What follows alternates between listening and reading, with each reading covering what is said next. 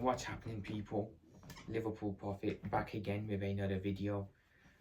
As you know, the usual drill, more transfer news to talk about.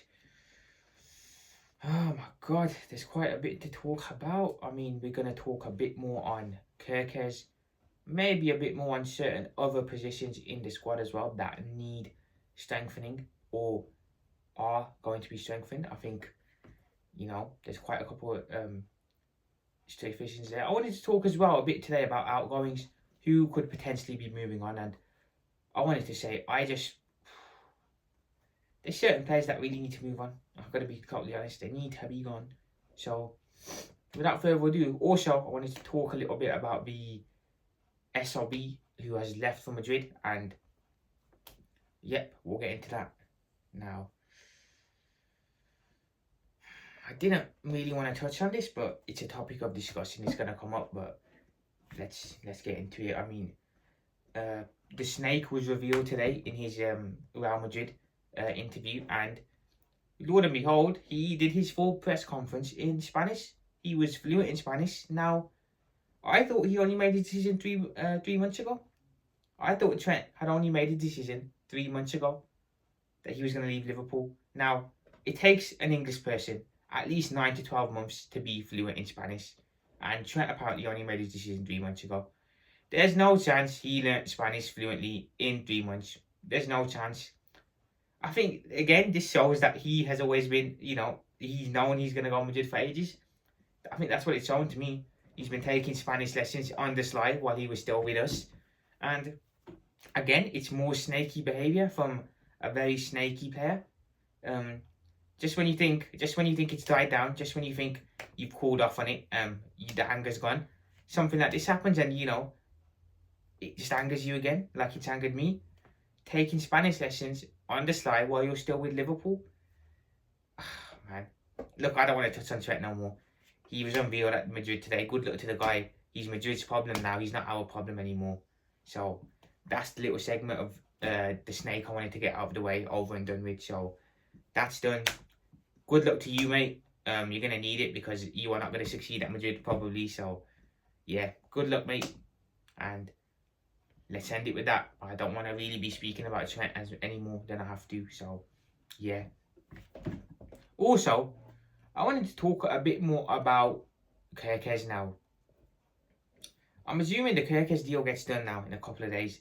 Obviously, the little segment window has shut now, so I think you can't really sign players now again until the Club World Cup or something like that. I'm not too sure how it works, but I'm fully expecting the Kirkes thing to get done, and we get the here we go on it too. The sooner the better. The worst one, like I said, dragged on too long.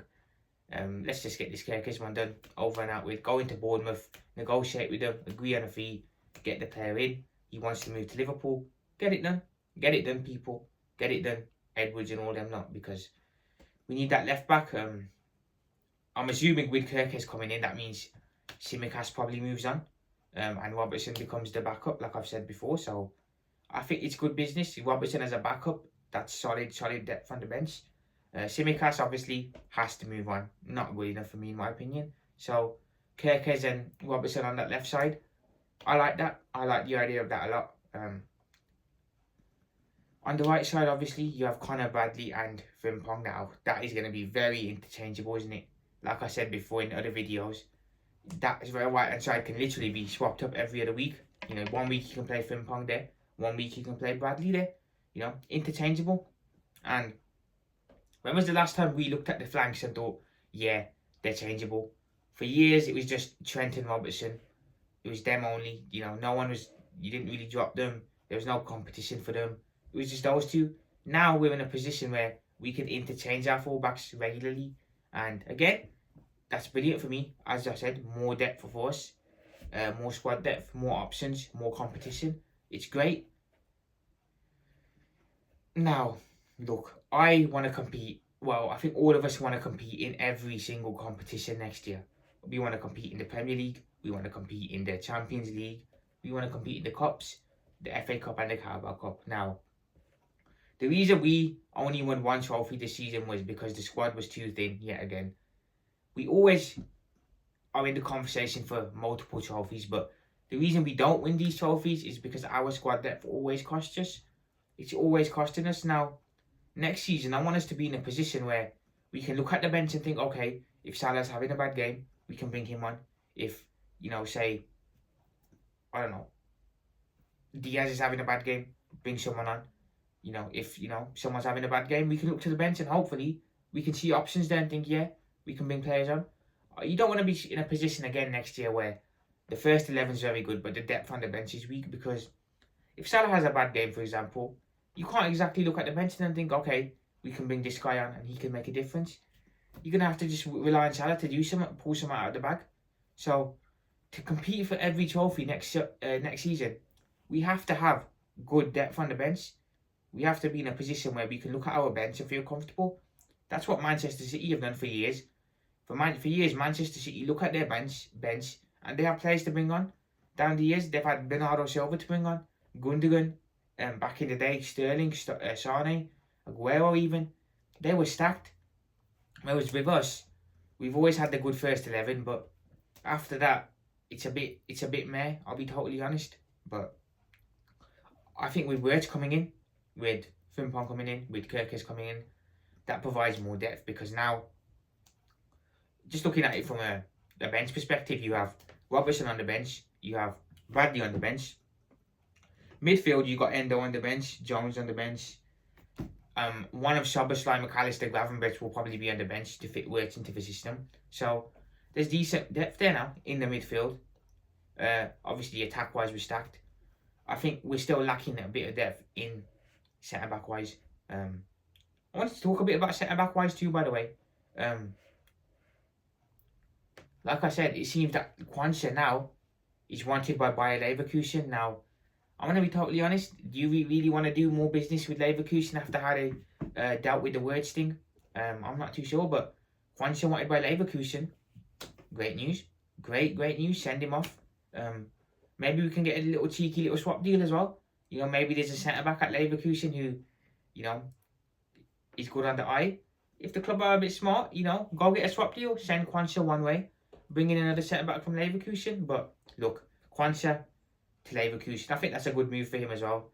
I was seeing Wolves the other day, but I think for him to go to Leverkusen, I think they're playing Champions League next season as well. I think he'll bite their hands off at that move. It's better for him as well. He'll be playing Champions League football. He'll be up there at the top in the Bundesliga, competing for that. So it's a better move for me, for Quansah, to go to Leverkusen than it would be to Wolves, because, no offence, but, your Wolves are going to be fighting relegation most likely next year. They're not really saying much, so a more ambitious move, I would say, for Quansah to move to Leverkusen over Wolves. Yeah. Also, I wanted to touch on a little something. This is not Liverpool related, but it looks like Arsenal are now in the market for Victor Gyökeres. I thought they were going to go for Sesko, but it looks like they might be making a big play for Gyökeres now. I'm going to be honest, if Arsenal land Gyökeres, it's a risk, but I think there's potential in him to be a very, very, very, very top striker as well. I said Gyökeres, he's killing it in his league, but can he do it in the Prem? Remains to be proven. If he can, and if Arsenal do end up getting him, serious signing. And, Arsenal lack a striker. They don't have one. If they get Gyökeres, I'm going to be honest, it's a bit concerning. It's a bit concerning. That would obviously mean Sesko's in the market, because they're not going to end up with both. So if they choose to go for Gyökeres, cool. Then we have the Sesko in the market there as well. But I think Arsenal are more likely to get Sesko, for me, in my opinion. I think they're more likely to go for Sesko than they would be a Gyökeres. Sesko seems like more of an Arsenal player as well. So, yeah. The striker situation, still not hearing much on it, to be fair. There's still not much on it. I'm not seeing no links, really. Nunez, apparently wanted by Saudi Arabia. So if Darwin looks like he is wanted by Saudi Arabia, so, that's a very good deal. Because, the Saudi Arabian League will pay anything for players. Money is not an issue over there. So if we can get a big bag for Darwin, sending him off there, then that's more money coming in for Liverpool. And, we can use that to invest in a striker or other key areas. So selling Darwin to Saudi, I think it's a very, very clever move because money's not an issue, and you can finesse them out of a lot of money because they'll pay it because it's not an issue. Whereas other clubs, they're gonna be there's a limit on how much they want to spend, but with the Saudi Arabian clubs, there's no limit, man. They will spend a lot on a player if they want it. So let's get that big bag and let's use that to invest into the squad, into a striker maybe, and other key areas. But yeah, that's it for me, guys. I'll be back soon with more transfer news, of course, Liverpool related. We'll see what's going on in the market. Hopefully more stuff coming up soon. But yeah, that's me. I am out. Liverpool Prophet. Peace out. Remember, like, subscribe, comment. I'll speak to you guys soon. Up the Reds. Let's go.